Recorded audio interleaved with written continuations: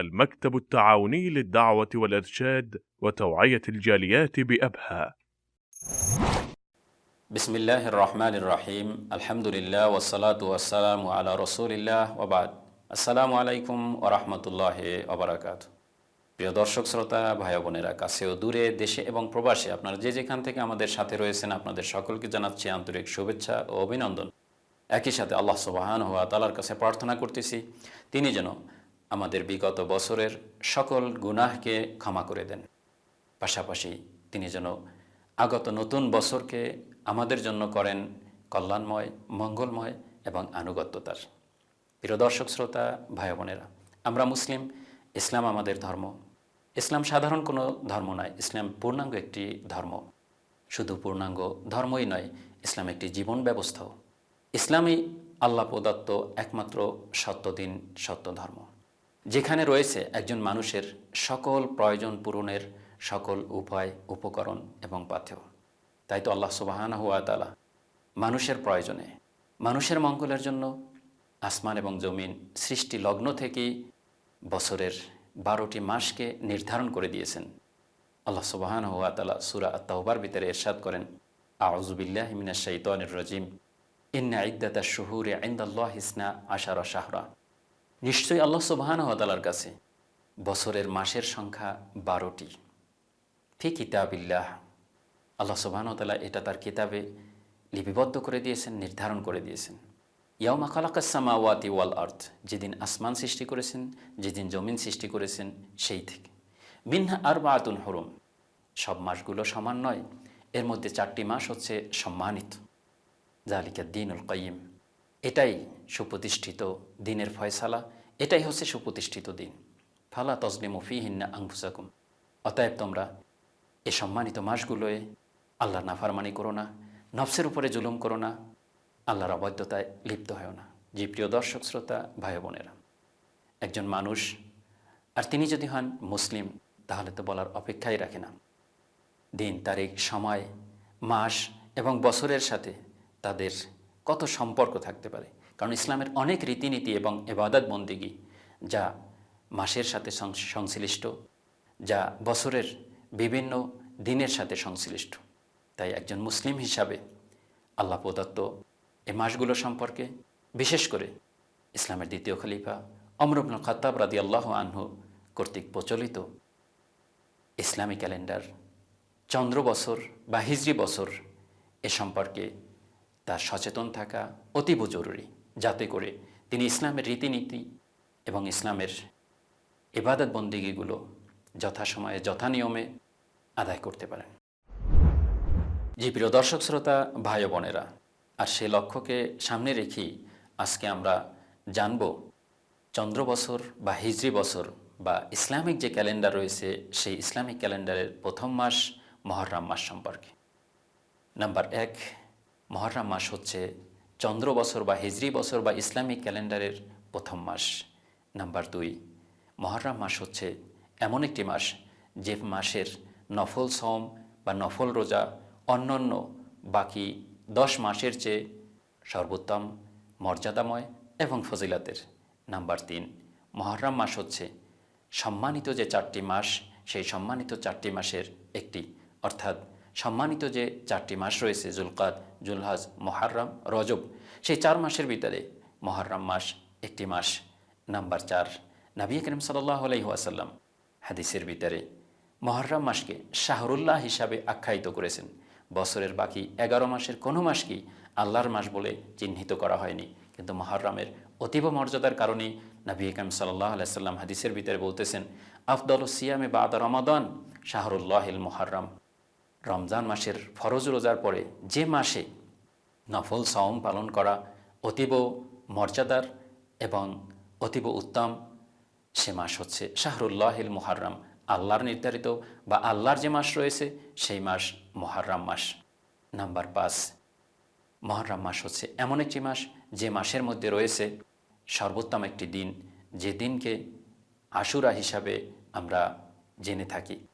Number 6, Muharram মাস হচ্ছে সম্মানিত 4টি মাসের ভিতরে আবার অতীব সম্মানিত, মহাসম্মানিত, অর্থাৎ জুলকদ, জুলহাজ, রজব, এই 3 মাসকে পিছে ফেলে মুহররম মাস 4টি মাসের ভিতরে উঁচু স্থান দখল করে আছে, মর্যাদার স্থান দখল করে আছে। নাম্বার 7, মুহররম মাস, এ মাসেই বনি ইসরায়েলরা আল্লাহর শত্রু ফেরাউনের অত্যাচার নিপীড়ন থেকে নাজাত পেয়েছিল। নাম্বার 8, আল্লাহ সুবহানাহু ওয়া তাআলা এ মাসে সব ধরনের জুলুম, অবিচার, নাফরমানি, অবাধ্যতাকে কঠিনভাবে তিনি হারাম করে দিয়েছেন। নাম্বার 9, মুহররম মাস হচ্ছে এমন এক মাস যে মাসকে জাহিলি যুগেও সম্মান দেওয়া হতো, যে মাসে জাহিলি যুগেও যুদ্ধ বিগ্রহ থেকে বিরত থাকা হতো। জি প্রিয় দর্শক শ্রোতা, ভাই বোনেরা, এ পর্যায়ে আমরা এই মুহররম মাসের শ্রেষ্ঠতম আকর্ষণ আশুরা, তাসুয়া, এ নিয়ে আমরা কথা বলবো। নাম্বার 1, আশুরা এবং তাসুয়া এ দুটি ইসলামী পরিভাষা, যে সম্পর্কে ইতিপূর্বে ইসলাম পূর্ব যুগে কোনো মানুষ আশুরা এবং তাসুয়া শব্দের সাথে পরিচিত ছিল না। আশুরা শব্দ এসেছে আরবি আশারা বা আশের শব্দ থেকে, ঠিক একইভাবে তাসুয়া শব্দ এসেছে আরবি তেসা বা তাসে শব্দ থেকে।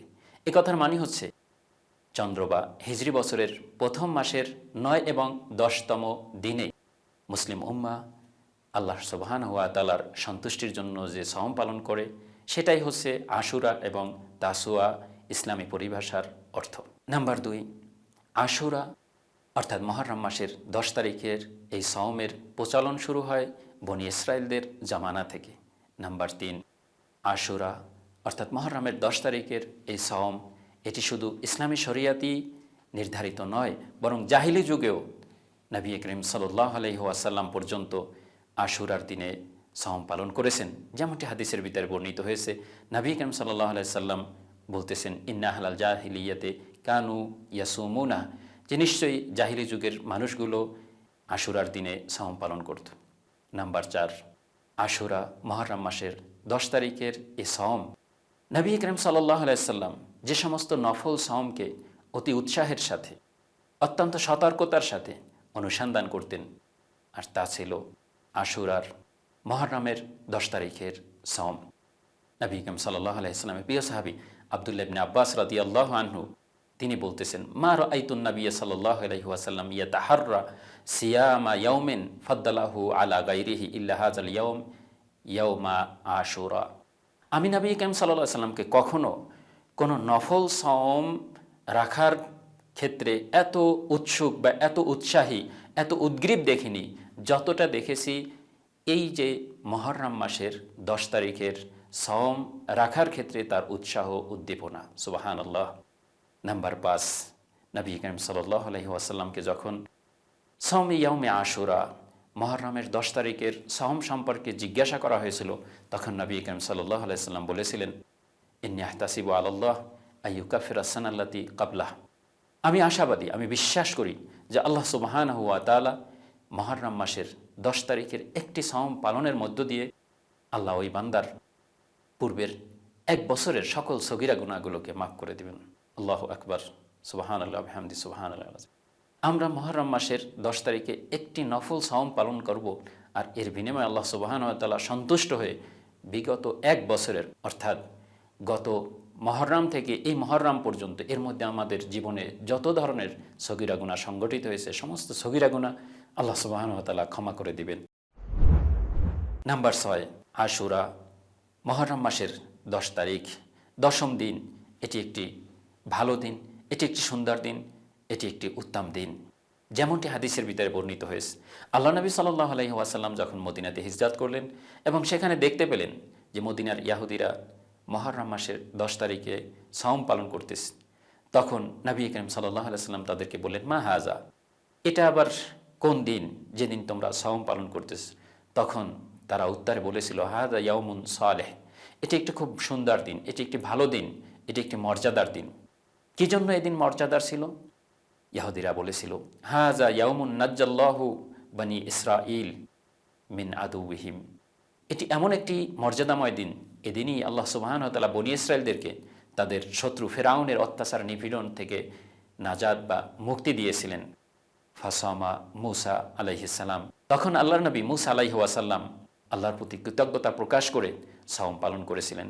আর সেই প্রেক্ষাপটকে কেন্দ্র করি, সেই প্রেক্ষাপটকে স্মরণ করি আজকেও আমরা ইয়াহুদিরা রোজা পালন করতেছে। তখন নবী করিম সাল্লাল্লাহু আলাইহি ওয়াসাল্লাম উপস্থিত সাহাবাদেরকে বলেছিলেন, ওয়া নাহনু আহাক্কু বিমূসা, হে আমার সাহাবীরা, আমরা তো ইয়াহুদিদের চেয়ে মুসার সবচেয়ে বেশি হকদার বা মুসার কাছের মানুষ আলাইহিমুসসালাম আজমাইন। তখন আল্লাহ নবী সাল্লাল্লাহু আলাইহি ওয়াসাল্লাম ফাসামা, এদিন তিনি সাওম পালন করলেন। একই সাথে ও আমারা বিসিয়ামি, উপস্থিত সাহাবাদেরকেও সাওম পালনের জন্য নির্দেশ দিলেন। এটি ছিল নবী করিম সাল্লাল্লাহু আলাইহি ওয়াসাল্লামের মৃত্যুর পূর্বের বছরের ঘটনা। যখন উপস্থিত সাহাবারা সকলে নবী করিম সাল্লাল্লাহু আলাইহি ওয়াসাল্লামের নির্দেশ মোতাবেক আশুরা বা মুহররমের 10 তারিখে রোজা পালন করলেন, তখন সাহাবীদের ভিতরে বিভিন্ন ধরনের কথা উঠল যে এদিন তো ইয়াহুদিরাও সাওম পালন করে, আর আমরাও তো একই দিনে সাওম পালন করতেছি, এজন্য সাদৃশ্য হয়ে যাচ্ছে। তখন আল্লাহ নবী সাল্লাল্লাহু আলাইহি ওয়াসাল্লাম বলেছিলেন, লা ইন বাকিতু ইলা কাবিল লা আসুমান্না তাসে, হে আমার সাহাবারা, তোমরা জেনে রেখো, আমি যদি আগামী বছর বেঁচে থাকি তাহলে 10 তারিখের পাশাপাশি আমি 9 তারিখও সাওম পালন করব। অতএব এই হাদিসগুলো থেকে আমরা বুঝতে পারলাম যে মুহররমের শ্রেষ্ঠতম আকর্ষণ হচ্ছে আশুরার রোজা বা মুহররমের 10 তারিখের রোজা। আমরা কি শুধুমাত্র মুহররমের 10 তারিখেই রোজা রাখব, নাকি 9 এবং 10 এই 2 দিনে রোজা পালন করব? জি, নবী করিম সাল্লাল্লাহু আলাইহি ওয়াসাল্লামের বিশুদ্ধ যে বক্তব্য সে অনুযায়ী আমাদের জন্য সুন্নাত হচ্ছে 9 এবং 10 এই 2 দিন সাওম পালন করা। আর কারোর জন্য যদি এটা কষ্টসাধ্য হয় তাহলে ন্যূনতম 10 তারিখ। তবে 10 এবং 11-র ব্যাপারে যে কথা বর্ণিত হয়েছে সেটি বিশুদ্ধভাবে প্রমাণিত না। অতএব 9 এবং 10 এই দুটি রোজাই হচ্ছে মুহররমের রোজা। এটাই হচ্ছে মুহররমের আশুরার করণীয়। এছাড়া দ্বিতীয় আর কোনো কর্ম নেই আশুরার সাথে সংশ্লিষ্ট যা বিশুদ্ধ হাদিস থেকে প্রমাণিত। অতএব আশুরার নামে আমাদের সমাজে যা কিছু হচ্ছে আশুরার সাওম ছাড়া সব কিছুই হচ্ছে অগ্রহণযোগ্য, প্রত্যাখ্যাত, সবগুলোই কুসংস্কার এবং এগুলো ভিত্তিহীন, দলিলবিহীন এবং অনেকগুলোই হচ্ছে বেদাত এবং শিরকের মতো কর্মের সাথে সংশ্লিষ্ট। আল্লাহ সুবহানাহু ওয়া তাআলা আমাদেরকে মুহররমের 10 তারিখে আল্লাহ সন্তুষ্টির উদ্দেশ্যে নফল সাওম পালন করে পূর্বের 1 বছরের গুনাহ মাফ করিয়ে নেওয়ার তৌফিক দান করেন। আমিন। ওয়া আখির দাওয়ানা আলহামদুলিল্লাহি রাব্বিল আলামিন ওয়া সাল্লাল্লাহু ওয়া সাল্লামা আলা নাবিয়িনা মুহাম্মদ। ونحمل هم هدي الجاليات بآيات الكتاب البينات بها كم أبصروا سبل النجاة فضجوا بالشهادة ناطقين فضجوا بالشهادة ناطقين